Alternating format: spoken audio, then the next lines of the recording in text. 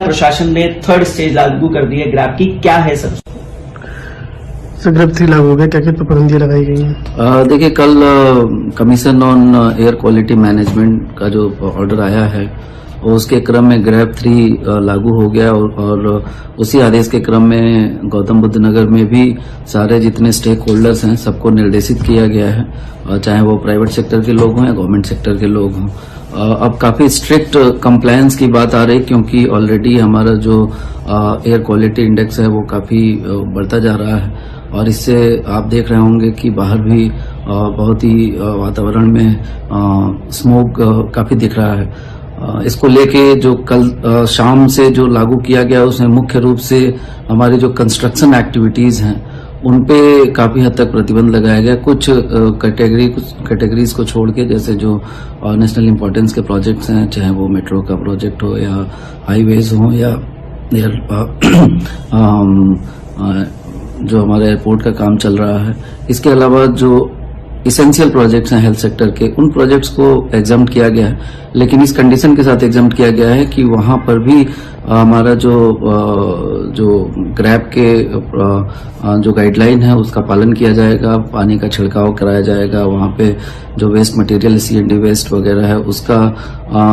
Disposal proper किया जाएगा जिससे कि धूल ना हो। इसके अलावा बहुत ही स्ट्रिक्ट कंप्लायंस की बात आई है कि मैकेनिकल स्वीपिंग कराया जाए, स्प्रिंकल छिड़काव वगैरह कराया जाए और कूड़ा कहीं पे न जले, कूड़ा जलाने पे जुर्माना भी लगाया गया है और आगे भी स्ट्रिक्टली इसको फॉलो किया जाएगा। एडवाइजरी ये भी जारी की गई है कि जो अनावश्यक लोग गाड़ियों से बाहर घूमते हैं, अगर बहुत आवश्यक ना हो तो गाड़ी का प्रयोग कम करें, पब्लिक ट्रांसपोर्ट सिस्टम का ज्यादा से ज्यादा प्रयोग करें। अगर कोई कार्य घर से हो सकता है तो वर्क फ्रॉम होम भी अगर प्राइवेट कंपनीज अलाउ करें तो उसको भी कर सकते हैं। स्कूल्स को भी एडवाइजरी जारी की गई है कि अगर कोई ऑनलाइन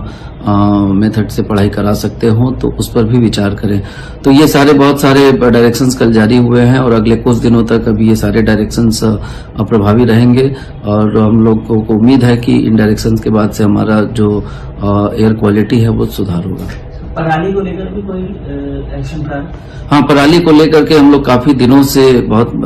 लगातार जागरूकता का कार्यक्रम कर रहे हैं और इसमें जो हमारा जो प्रोन एरिया है जहाँ पे पराली की ज्यादा शिकायत आती है, जेवर का ज्यादा एरिया है, कुछ दादरी का भी क्षेत्र है, तो वहां पर किसानों से पिछले 1-1.5 महीने में हम लोगों ने लगातार संवाद स्थापित किया है। उनको ये संदेश देने का प्रयास किया गया है कि पराली जलाना दंडनीय अपराध है और कोई भी अपने खेतों में पराली न जलाए, उसको कंपोस्ट कर दे या उसको चारे के रूप में प्रयोग कर सकते हैं। इसके अलावा डीकम्पोजर भी बहुत बड़ी संख्या में हम लोगों ने डिस्ट्रीब्यूट किए हैं कि अगर खेत में पराली वेस्ट रह जाता है तो उसको डीकम्पोज वहीं कर सकते हैं, खाद का भी काम करता है।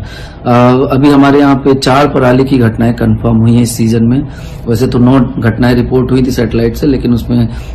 1 घटना अन्य जनपद की थी और 4 घटनाओं में कूड़ा जलने की बात आई थी और 4 पराली की। तो हम लोग हर तरह से अलर्ट हैं, चाहे वो कूड़ा हो या पराली हो, कुछ भी न जलाया जाए, इसके लिए तीनों अथॉरिटीज से और हमारे जो भी स्टेक होल्डर्स हैं, चाहे ग्राम प्रधान हो या फिर नगर पंचायत नगर पालिका हो या अन्य जो भी हमारे आम नागरिक RWA से भी अपील की गई है कि कोई भी खुले में कूड़ा न जलाए।